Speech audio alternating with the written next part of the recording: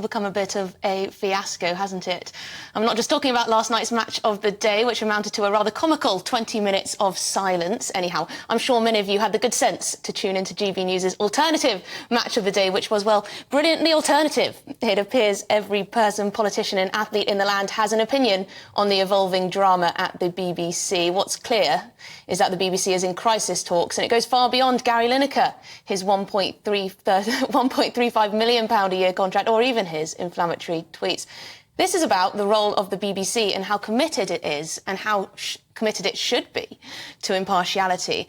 But I also want to move away from the meltdown at our state broadcaster today and delve back into the government's plans to stop the boats. On Friday, Rishi Sunak agreed to yet another deal with the French to help stop the small boats crisis in the Channel.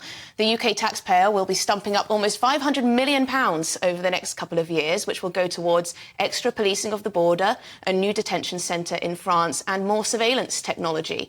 At the same time, hundreds of charities, businesses, unions and legal groups have come out to condemn the government's plans to detain and deport those entering the UK on small boats. The Archbishop of York has said the new illegal immigration bill amounts to cruelty without purpose and is immoral and inept. What do you say to that? Are you cruel and immoral if you support the government's plans? We've already seen how the government has failed to get the Rwanda flight off the ground. Is the government's illegal immigration bill also doomed to failure? I'll be speaking to an immigration lawyer and Conservative MP Marco Longi to get the very latest on Sunak's attempts to get to grips with this issue. It is, of course, one of his top 5 pledges.